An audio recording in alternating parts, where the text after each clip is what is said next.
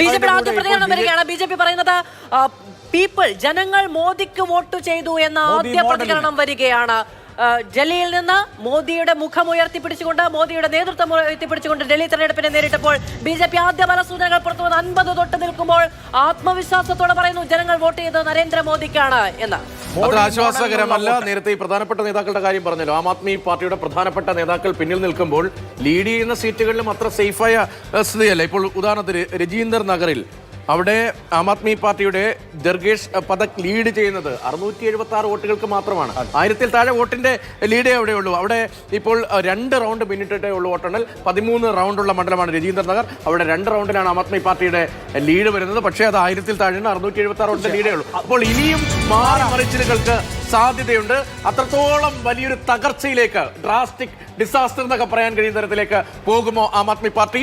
അത്തരമൊരു ട്രെൻഡാണോ, അതിന്റെ സൂചനകളാണോ ഈ വരുന്നത്? ഷെയർ അതിന്റെ സൂചനയാണ് രതീഷ്. 50% മുകളിലുള്ള വോട്ട് ഷെയർ അതിന്റെ സൂചനയാണ്.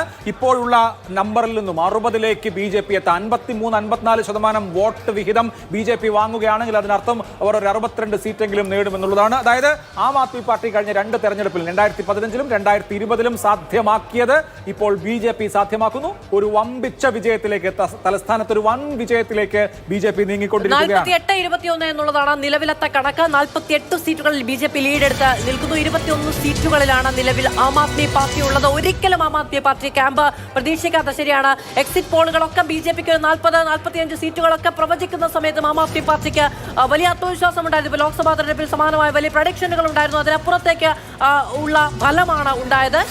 എന്നിരുന്നാൽ പോലും അവകാശപ്പെട്ട 50 സീറ്റുകളാണ് ബിജെപി. അവിടെ 48 സീറ്റുകളിൽ മുന്നിട്ട് നിൽക്കാൻ സാധിക്കുന്നുണ്ട്. ആം ആദ്മി പാർട്ടിക്ക് അടിപതറി പോകുന്ന കാഴ്ച നമുക്ക് തുടക്കം മുതൽ ഇങ്ങോട്ട് കാണാനും കഴിയും. ഔദ്യോഗിക കണക്കുകളിൽ 28 ബിജെപി ലീഡ് ചെയ്യുമ്പോൾ 9 മാത്രമാണ് ആം ആദ്മി പാർട്ടിക്ക് ലീഡ് ചെയ്യാൻ കഴിയുന്നത് എന്നുള്ളത് പ്രത്യേകം ശ്രദ്ധിക്കണം. അതായത് ഒരു വലിയ ബിജെപി വേവിന്റെ സൂചനയാണ് കൃത്യമായും നമുക്ക് ലഭ്യമാകുന്നത്. ഒരു ബിജെപി തരംഗത്തിന്റെ സൂചന, ആം ആദ്മി പാർട്ടിയുടെ വലിയ തകർച്ചയുടെ സൂചന. അത് പലയിടത്തും 2-3 റൗണ്ടുകൾ പിന്നിടുമ്പോഴും സമാനമായ വിധത്തിൽ നമുക്കിപ്പോൾ ന്യൂഡൽഹി മണ്ഡലത്തിലെ വോട്ട്, അതായത് അരവിന്ദ് കെജ്രിവാളിന്റെ വോട്ട് ഒന്ന് പരിശോധിക്കാം. എത്ര വോട്ടിനാണ് പർവേഷ് ലീഡ് ചെയ്യുന്നത്? ഇപ്പോൾ നേരിയ വോട്ടുകൾക്ക് മാത്രമാണ്, അതായത് 74 വോട്ടുകൾക്ക് മാത്രമാണ് പർവേഷ് സാഹിബ് സിംഗ് വർമ്മ ലീഡ് ചെയ്യുന്നത്.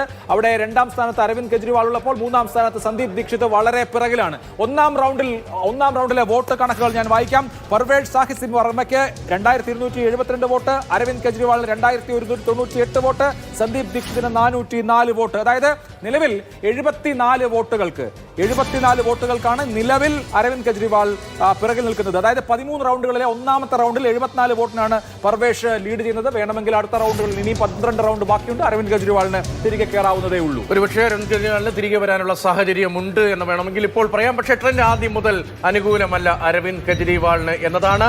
ഡൽഹിയിൽ രാജ്യ തലസ്ഥാനത്ത് ബിജെപിക്ക് അനുകൂലമായ ട്രെൻഡാണ് എന്ന് ഉറപ്പിച്ച് പറയാൻ കഴിയുന്ന സ്ഥിതിയാണ്. വോട്ടെണ്ണൽ തുടങ്ങി 1.5 മണിക്കൂറിൽ എത്തുമ്പോൾ പുറത്തു വരുന്ന കണക്കുകൾ ബിജെപിയുടെ ട്രെൻഡാണ് എന്നത് സൂചിപ്പിക്കുന്നു. സ്ഥലത്താത്ത വോട്ടെണ്ണൽ പുരോഗമിക്കുമ്പോൾ ഏറ്റവും ഒടുവിൽ ഇപ്പോൾ നമുക്ക് വരുന്ന അപ്ഡേഷൻ അനുസരിച്ച് 43 ബിജെപി ലീഡ് ചെയ്യുന്നു. 26 സീറ്റിൽ ആം ആദ്മി പാർട്ടി, 1 കോൺഗ്രസ്. ഇതാണ് ഏറ്റവും ഒടുവിൽ വരുന്ന അപ്ഡേറ്റ്. 43 സീറ്റിൽ മുന്നേറ്റം തുടരുകയാണ്. അതേസമയം തിരഞ്ഞെടുപ്പ് കമ്മീഷന്റെ ഔദ്യോഗിക കണക്കിൽ ഇത്രയുമില്ല. 30 സീറ്റുകളുടെ ഫലമാണ് ഔദ്യോഗികമായി തിരഞ്ഞെടുപ്പ് കമ്മീഷൻ. ഔദ്യോഗികമായി 32 ബിജെപിയും 14 ആം ആദ്മി പാർട്ടിയും ലീഡ് ചെയ്യുകയാണ്. ചിത്രം വ്യക്തമാണ്, ചിത്രം പരിപൂർണമായി വ്യക്തമാണ്. 52%-ലധികം വോട്ട് ഇപ്പോൾ തന്നെ എണ്ണിയ വോട്ടിന്റെ 52%-ലധികം വോട്ട്. കൃത്യമായി പറഞ്ഞാൽ 49 അല്പം കുറഞ്ഞിട്ടുണ്ട്. ഇപ്പോൾ ബിജെപിയുടെ പെർസെൻറ്റേജ് ഒരു അല്പം കുറഞ്ഞിട്ടുണ്ട്. നേരത്തെ 52% 49.21%. 2,60,853 വോട്ടാണ് ഇതുവരെ എണ്ണിയിൽ ബിജെപിയുടെ സ്ഥാനാർത്ഥികൾക്ക് ലഭിച്ചത്. അത് ആകെ വോട്ടിന്റെ എണ്ണിയ വോട്ടിന്റെ 49.21%. ആം ആദ്മി പാർട്ടിക്ക് 42% വോട്ട് മാത്രമേ ലഭിച്ചിട്ടുള്ളൂ. 2,26,171 വോട്ട് എന്നാണ് കണക്ക്.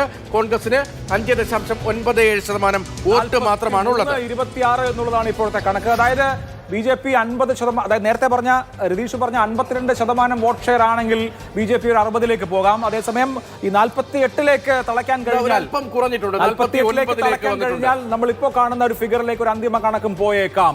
43-26 എന്നുള്ളതാണ് ഇപ്പോൾ ഇലക്ട്രോണിക് വോട്ടിംഗ് മെഷീനിലെ വോട്ടുകൾ അതിന്റെ സൂചനകൾ പുറത്തു വന്നതിന് ശേഷം ആം ആദ്മി പാർട്ടിക്ക് ആദ്യഘട്ടത്തിൽ ഒറ്റ നിമിഷത്തേക്ക് ഒരു ഇഞ്ചോടിഞ്ച് പിടിക്കാൻ കഴിഞ്ഞു എന്നതിനപ്പുറത്തേക്ക് പിന്നീട് മുന്നോട്ട് പോകാൻ കഴിഞ്ഞില്ല എന്നുള്ളതാണ് നമുക്ക് ലഭിക്കുന്ന വിവരങ്ങൾ എന്ന് പറയുന്നത്.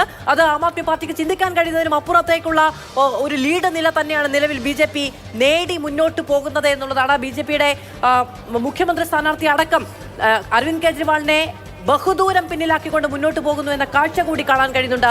അതിശി പിന്നിലായി തന്നെ നിൽക്കുന്നു എന്നത് കാണാൻ കഴിയുന്നുണ്ട്.